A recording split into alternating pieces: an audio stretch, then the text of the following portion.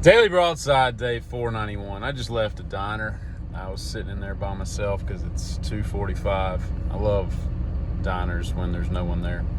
And so I'm having kind of a, what some would call in the biz, a late lunch. And there's like me and three other people in there. And I'm just sitting there staring at the wall, just thinking about nothing in particular, a bunch of nothings in particular. And the beheading of John the Baptist pops into my head. And I thought to myself, the details of that, like what was the graphic details of his death. And so I take to Wikipedia to look up what was documented in 30 AD or whenever it was. And here's what I find, right? The story goes, and it's told in a couple different ways, but the story goes that Herod, the sub-king of Galilee, is basically imprisoned John the Baptist because John the Baptist said, "Hey man, you can't be divorcing your wife and stealing your brother's wife, all right? I'm calling you out, bitch." And Herod doesn't take kindly to that. And being the sub-king of Galilee and the tetrarch or whatever the heck he was, he says, "You in the prison." So he takes him and puts him in prison. So he takes his brother Herod Philip the First, right? Whatever. And Herod takes his brother's wife. So now he's married to him, right? Unlawfully, but he's the boss, so nobody can tell him what to do. And it's his birthday, right? And he's hanging out, drinking, partying out. And his new wife, Herodias, her daughter comes up and dances for everybody at the party. And this excites Herod so much so that in his drunkenness, he says, I will give you half of my kingdom, anything you want, and half of my kingdom, right? And so the daughter's like, I must be a hell of a dancer. That chick could make a hell of a living off of OnlyFans if she dances that good. Or Herod's just a horrible drunk. Those people just give you anything you want when they're drunk, and it's like, I don't think you should be drinking this heavily. You're just giving away a bunch of crap that you're going to regret tomorrow. You're going to miss your Lincoln Town Car in the morning when you gave it to some girl at the bar. But at any rate, so the girl goes over to her mama and says, "Hey, your husband there, what is that? Her stepfather, I guess." Anyway, she's like, he says I can have anything I want, and she's like, "Tell him to give you John the Baptist's head on a platter." And I'm like, God. Well, Herod is appalled by this whole thing, but he goes ahead and does it because Herodias has half the money and all of the vagina, so it's one of those things. So, happy wife, happy life, all that bull crap. But anyway, I guess that went on back then. But I say that to say this, right? Trifling ass petty bitches have been in existence for as long as mankind. Right, and don't get me wrong, I love women of all kinds. They're great, right? But except the petty, trifling ones, they're just dumb. And that girl is she's one of them, and so is her mom for suggesting that, and the daughter for going along with it. And Herod's just a bitch because he went ahead and did it anyway. So that's what I spent my lunch debating in my head. Just the fact that. And don't hear me wrong, men are just as petty at times, but it just goes to show you that you just can't trust many people in this world. I'm gonna tell you what, man, you can take all this lab-grown meat and shove it up your lab-grown ass, because I do not want any of that crap, and I've got to figure out how I'm supposed to discern if this is actual meat or if this was grown in a lab. Is there gonna be some sticker? Because I don't want to accidentally eat lab meat. That just sounds disgusting. And did y'all hear the story in May? I think we really underestimate the power of a magnetic resonant instrument, whatever MRI stands for, how strong those magnets are.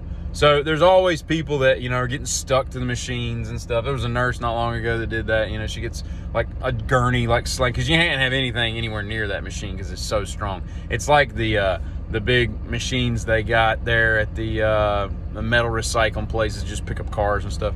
It's that. Well, so this girl goes up there and she's got a butt plug in her body when she goes to get an MRI. That, to be fair to her, I guess she thought was made of silicone, rubber, leather, moss. I don't know what the hell it was made of, but she didn't think that there was like a metal core in there.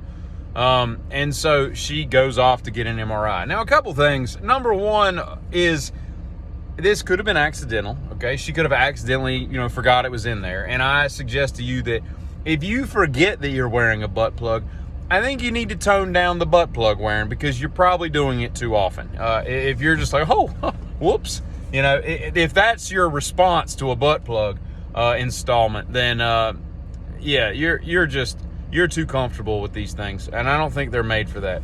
In fact, I'm going to go out on a limb without consulting any medical journals at all and say they're not designed for that. They're not like everyday wear. They're not a pair of Crocs, okay?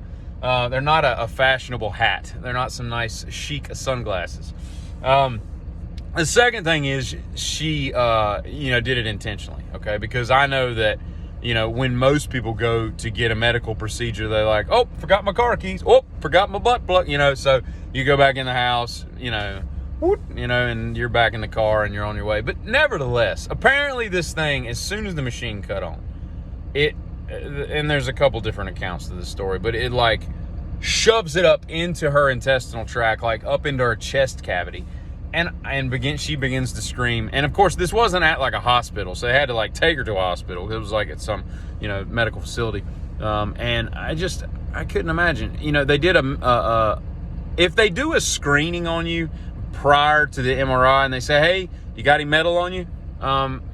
She had to not know, because surely you would say, oh, whoops, yeah, is that important? Because I do have, a BP in my anus, wrecked him, damn near killed him, But I don't know, man. I just think that's a bad idea, one way or the other. And it took me 3 days. It took me 3 days to watch Continental Divide with John Belushi and Blair Brown. That movie was so bad, and I'm beginning to think that John Belushi's overrated. He had a couple good skits, but on Saturday Night Live, and I thought his part in Animal House should have been a much bigger part, because he kind of steals the movie in that. But everything else, I like him in Neighbors. His last movie, I like the fact that he was supposed to be the Dan Aykroyd character, and then they switched. But I like Earl Keese. I like his some of his lines and just the way he plays it. That to me is his best role. Even though the movie isn't, it's okay, but it's not great. But Continental Divide, whew, it's the dumbest thing I've ever seen in my life. It's the dumbest thing I've seen in a New York minute, a hot minute, as they say in Red Hot Chili Pepper land. But yeah, it took me 3 days to finish. I'd watch like 20 minutes. I'd go do something else. I'm like, I've got to finish this, and I don't know why, but I'm beginning to think that if cocaine was could turn into a real thing, like it intended to kill. I think that cocaine saw the movie Continental Divide, and it said, we've got to wipe this dude off the planet. So he calls up heroin. He's like, listen, let's put a speedball together. Let's meet at the blah, blah, blah, blah, blah hotel, and let's get this guy off the planet, because Continental Divide was bad. It was very bad. That's all I have to say about that. I get it.